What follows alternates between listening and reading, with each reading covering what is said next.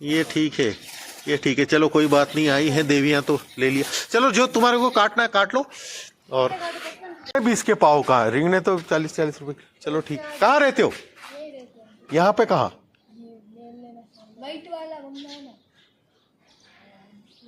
White वाला तेरी mummy वो सिलती थी कपड़े, वो क्या? नहीं तो यहाँ खेत कहाँ है? यहाँ पे तो। और फिर उन्होंने आवाज लगाई अंकल जी करके। उस समय में वो स्तुति गा रहा था, आपको पता हो तो। तो ऐसे तो बहुत सारे निकल जाते हैं, लेकिन आवाज लगाई, गेट खटखटाया तो मेरा फर्ज बनता था। ली मैंने।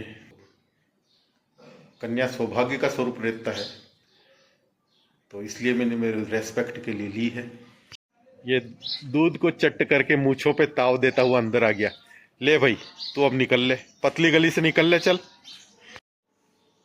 गुड मॉर्निंग गाइस, कैसे आप लोग? सुप्रभातम। रूटीन थोड़ा भी वो नहीं हो रहा है। उठ तो मैं गया था 6 बजे, फिर थोड़ा घुमा वगैरह, स्नान वगैरह किया मैंने, और थोड़ा सा जप किया, मेडिटेशन किया। और जो शरणागति का प्रसंग होता है विभीषण का, विभीषण जब लंका को छोड़ के सागर पार करके जब भगवान से मिलने आता है, शरणागति, तो उस समय का प्रसंग मैं थोड़ा देख रहा था। तो विभीषण वहां पे कहता है कि अहो भाग्य मम अमित अति राम कृपा सुपुंज।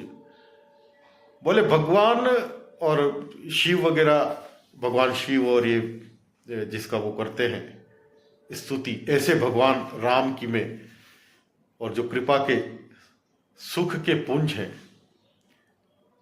जहां कृपा ही बरस रही है ऐसी जो उनकी शरण में मैं आया हूं, तो मेरा बड़ा किस्मत तेज है। हो भाग्य मम, मेरा बड़ा किस्मत है, मैं किस्मत वाला हूं। इसलिए वो तो भगवान ने कहा बीमारी विभीषण को भी कुछ तो है। अब ये अपना किस्मत के बल पे समझ रहा है कि मुझे अहो भाग्य मम अमितति, मैं बहुत किस्मत वाला हूं, मेरा भाग्य है ये वो। तो फिर भगवान कहते हैं आगे कि पद का मद हो, परिवार का हो, जाति का हो, अपने ये वो सब कुछ छोड़ के निश्चल भाव से अपने किस्मत का, अपना ये वो हर प्रकार का अहम को छोड़ के जो एकदम सरेंडर हो जाता है, जो मेरी शरणागत आ जाता है, करऊं सद्यते ही साधु समाना, उसको मैं तुरंत अपना लेता हूं मेरी जिम्मेदारी पे, और उसको बिल्कुल परम पवित्र कर देता हूं, बिल्कुल एकदम।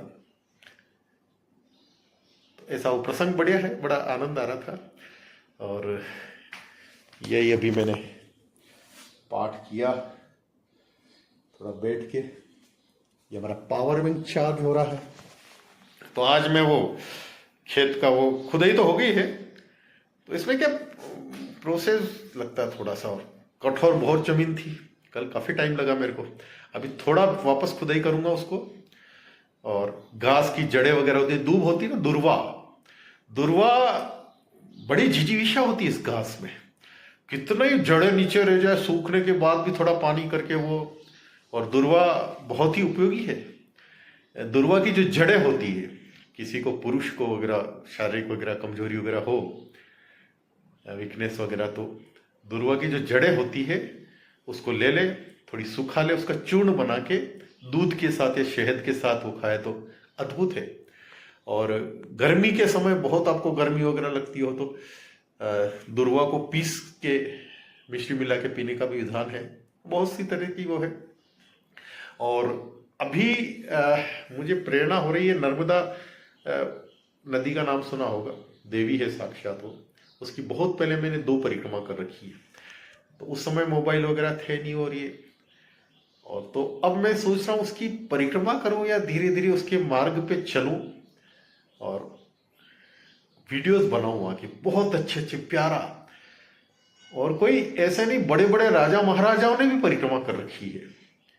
और माँ जो है नर्मदा के किनारे ऐसे ऐसे शिव मंदिर है, पूछिए मत, बहुत प्राचीन एकदम। मैंने जब परिक्रमा की थी तो जैसे चलते चलते कोई अचानक शिव मंदिर आया, एकांत में है, अंदर बैठ के तुरंत प्रभाव महसूस होता है एकदम से, अद्भुत। ऐसे क्षणों का, ऐसे वैभव का मैं खुद अनुभव वापस करूं और आप लोगों को भी कराऊं, इसकी बड़ी हार्दिक इच्छा है। नर्मदा के किनारे हैं और अद्भुत है, मां नर्मदा का प्रभाव है। बहुत से लोग करते हैं, बड़े बड़े राजा महाराजाओं से, सेठों से लेके बड़े बड़े उद्योगपतियों ने तक परिक्रमा, विदेशियों भी आते हैं बहुत बार, विदेशी लड़कियों ने परिक्रमा कर रखी है। और सिस्टम ये रहता है कि जगह जगह आपके भोजन प्रसाद की व्यवस्था रहती है, गांव वालों की तरफ से बड़ी विरासत है, परंपरा है ऐसी, तो कोई कमी नहीं रहती वहां पे। और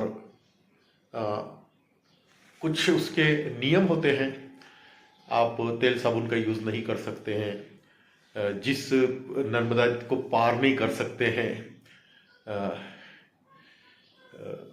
काम और क्रोध से दूर रहना पड़ता है। जब आप सहज वहां पे शरणागति होकर चलते तो ये चीजें सहज हो जाती है और बिल्कुल रूखा सूखा भोजन ही रहता है, मतलब तब पूरा एक महीने। विधान 3 साल 3 महीने 13 दिन का है, लेकिन आजकल जल्दी भी कर लेते हैं लोग, तो मैं लगभग 4-5 महीने में उसको पूरा करूंगा।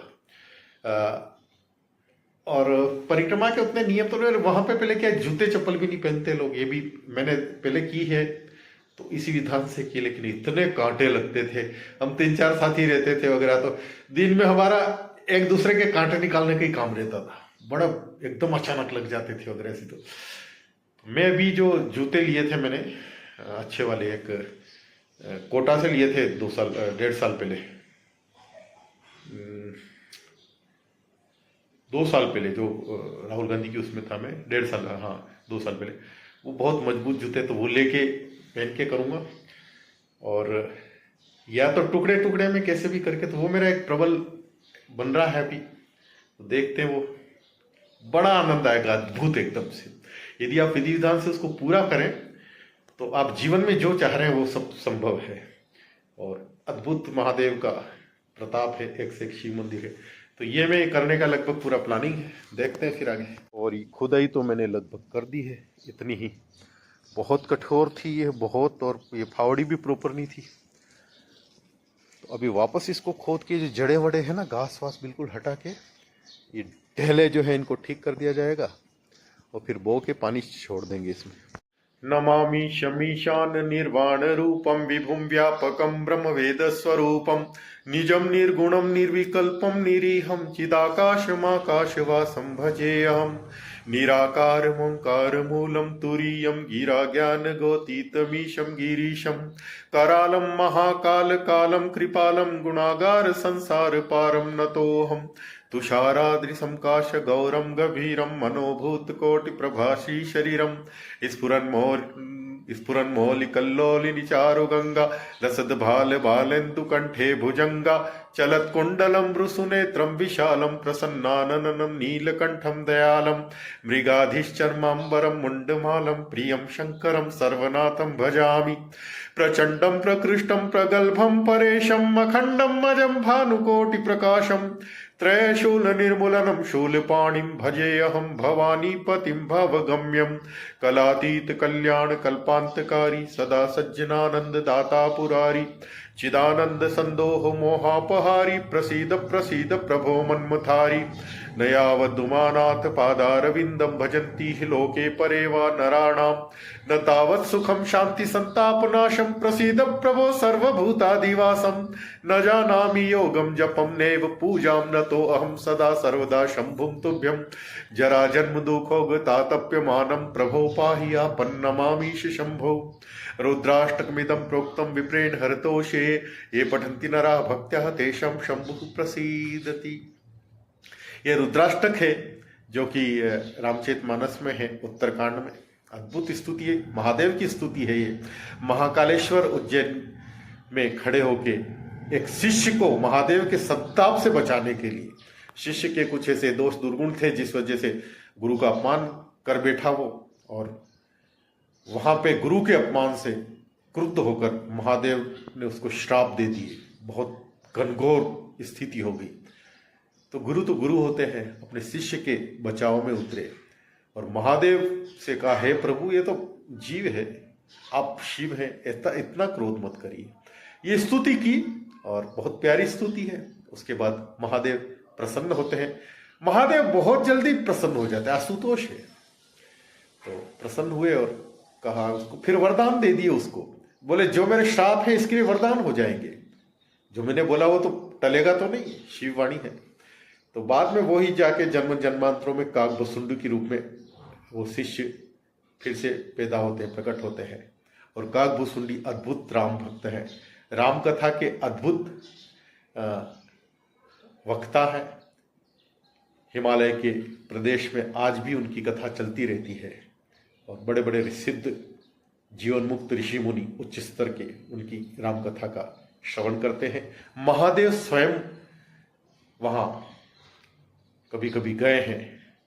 देवादिदेव भी राम कथा के रसिक उस वातावरण में बैठ के, और कोई वीआईपी ट्रीटमेंट नहीं, अपने हिसाब से जाते और राम कथा सुनते हैं। तो ये जो स्तुति हुई है महाकाल के मंदिर में हुई है उज्जैन में, अद्भुत स्तुति है। स्तुतियां करने से क्या होता है? ऐसा कहा गया कि स्तुति से कौन प्रसन्न नहीं होता है। तो स्तुति से प्रसन्न होते हैं, और महादेव भी अद्भुत वो हैं, उस हिसाब से वो स्तुति से प्रसन्न होते हैं। और दूसरा सबसे जो बड़ा कारण रहता है कि दूसरा जो बड़ी चीज ये रहती है कि उसमें के आपकी वाणी सही होती है। सब्जी क्या क्या भाव है? एक मिनट खोलना नहीं है। गोभी कैसी है? गोभी तो जोरदार है। ये तुम्हारे घर कहाँ से, खेत की है कि बाजार से लाए? अच्छा, क्या भाव है? 20 की पाव दे दो, पाव भर दे दो, और इसमें रखते जाओ। और ये मिर्ची टमाटर दे दो। और रिंगणे 20 के पाव। गजब कर रही तू तो एकदम से। अब आई है बच्चियां तो कम से कम मैंने ले लो, और क्या। भी नहीं थे तो मैंने 20 80 लेकिन 70 में ले लिया। ठीक है ये। और थैलियां मेरे को नहीं चाहिए, तो थैलियां उनको वापस दे के आता हूँ। और कोई भी जो सब्जी बेचने वाले बड़े बड़े तो होते ही हैं, और जो आपके मोहल्ले में आते हो या आप जाते हो तो कम सब्जियां लेके वगैरह बैठे किसान वगैरह हो, तो उनसे जरूर आप लें। ठीक है ना, रिक्वेस्ट करता हूँ मैं। और ज़्यादा भाव नहीं करें, क्योंकि आजकल बहुत मुश्किल काम है खेती का। चलो चंपक भैया, चलो चंपक। कटोरी साफ ही है, ऐसी रहती है। बीच बीच में धोता हूँ मैं इसको। आजा झुमरी तलैया। सो गाइज, ये मैं निकला था, मेरी जो कॉलोनी है उसी में उसका दिग्दर्शन करने के लिए, भ्रमण के लिए साइकिल से। बहुत दिन हो गए थे, तो वही ये दृश्य है। और हमारी कॉलोनी के पास एक और छोटी सी कॉलोनी, ये जिधर मैं मुड़ रहा हूँ आगे वही है। ये चलते टाइम दाएं तरफ हमारी कॉलोनी है, बाएं तरफ कुछ खेत हैं, और खेत बड़े प्यारे प्यारे ये। और ये सामने पर्वतराज। और ये हमारी कॉलोनी के सीन है। लक्ष्मी नगर, बेडवास, उदयपुर, राजस्थान। और कोरोना के समय में ये नई कॉलोनी, ये जो नए नाम से नई कॉलोनी है, यहाँ भी मकान बन रहे हैं। ये भी हमारे पास में ही है बिल्कुल, मेरे घर से 100-150 मीटर होगी मुश्किल से। और एक और छोटी सी प्लानिंग है यहाँ पे, जिधर मैं जा रहा हूँ। वो प्लानिंग बड़ी अट्रैक्ट करती है मेरे को बहुत बार, तो उसी में मैं जा रहा हूँ। ये है एग्जैक्टली, देखिए यहाँ से मुड़ रहा हूँ। बहुत कम प्लॉट्स हैं यहाँ पे दोनों तरफ, और एक खेत में ही बनाया है, और हर साइज के प्लॉट है यहाँ पे। 1000 स्क्वायर फीट, 900, 950, 600 का भी एक आध। और बहुत महंगा रेट नहीं है, और एकदम खेतों के बीच में। वो सामने वाल दिख रही, वो हमारी कॉलोनी वाली वाल है, लक्ष्मी नगर। उधर जो मकान दिख रहे हैं वो लक्ष्मी नगर के। हमारी कॉलोनी का नाम बड़ा प्यारा, लक्ष्मी नगर। ठीक है, ये खेतों के बीच में एक नई प्लानिंग इन्होंने बनाई है। पानी अगर सही होता तो मैं इस इलाके को छोड़ता ही नहीं, बड़ा प्यारा है एकदम से। और ये सामने जो पर्वत है मेरे लिए कैलाश का स्वरूप है, साक्षात महादेव का ही स्वरूप है। मैं तो कभी इसके ऊपर गया नहीं, जो लोग गए हैं बताते ऊपर कुछ बावड़ी भी है, कुआं टाइप, और कुछ मंदिर पहले रहा होगा उसका वो जीर्ण शीर्ण वो भी है वहाँ पे, एक प्रकार से देव स्थान ही है वो। और ये पूरी कॉलोनी, मैं निकला इस चक्कर में था कि वो, एक तो मैंने कहा चलो थोड़ा घूमना हो जाएगा, और साइकिल चलाने से शरीर ठीक रहता है। बहुत सारे लोगों को देखता हूँ मैं, फिट है, यंग है, ये है वो है, और वो 10 किलोमीटर भी साइकिल कभी चलानी पड़ जाए उनको तो बड़ा उनको वो हो जाता है, अधमरे हो जाते हैं। जबकि मेरे लिए 20-30 किलोमीटर भी नॉर्मल है। 30 किलोमीटर तक तो पता ही नहीं चलता कि कुछ चला ही मैंने, उसके बाद खैर ये तो अपनी माँ का, नानी का, जिन्होंने बचपन में खिलाया पिलाया, जिन्होंने केयर किया, हमारा पिटाई भी बहुत करती थी और केयर भी किया, यही होता है।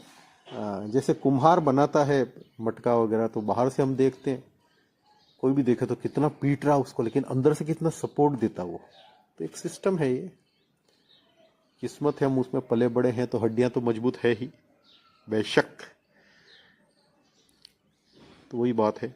तो ये कॉलोनी में मैं निकला इधर, फिर वो जो कुत्ता नहीं है छोटा सा जिसको दूध पिलाता हूँ, तो मैं चाय के बाद दूध बच गया था थोड़ा, तो मैंने कहा उसको पिला दें, शाम को नहीं पिलाया था बेचारे को, तो उस चक्कर में उसको ढूंढने निकला, और इस गली में मैं घुसा हूँ, और यहीं पे वो मस्ती कर रहा था एक जगह।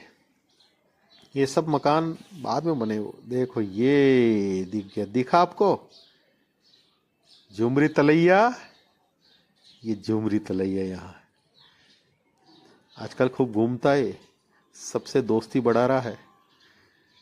इनके क्या इलाके रहते हैं, वो तो अपना अपना सबसे वो, भले इनको एक जगह खाना मिल जाएगा, कुछ मिल गया वगैरह, फिर भी इनका ये वफादारी रहती है अद्भुत। तो गुण रहते हैं, इसीलिए हम लोग इनको रेस्पेक्ट करते हैं, ये है वो है, वफादारी बहुत होती है। आपके अपने लोग भी वो साथ नहीं हो तो ये लोग बड़ा रेस्पेक्ट करते हैं आपका, ये वो। आप थोड़ा भी कुछ इनके प्रति करिए तो बड़ा उसका वो कृतज्ञता रहती, कृतज्ञता नहीं रहती है। कोई कोई तो आते आप कितना ही कर दो, कितना ये वो वगैरह, वो चीज़ नहीं देखेंगे, और कुछ थोड़ा सा नेगेटिव चीज़ हो जाएगी तो वही दिखता है, ये नहीं। तो खैर, तो मैं इसमें घुमा फिरा। इसकी आवाज़ तो अलग थी, मैंने ये आवाज़ साइलेंट करके ऊपर से डबिंग कर रहा हूँ एक प्रकार से। तो ये सब हमारी कॉलोनी के इलाके हैं। तो ठीक है, ओके। अब आगे आएगा साइलेंट जोन, यहीं तक डबिंग है हमारी। हर हर महादेव। सब व्यस्त रहें, मस्त रहें, और अपने जीवन का आने वाला समय आज से बेहतर हो, ऐसा सत प्रयास करें। बाकी सब ठीक है।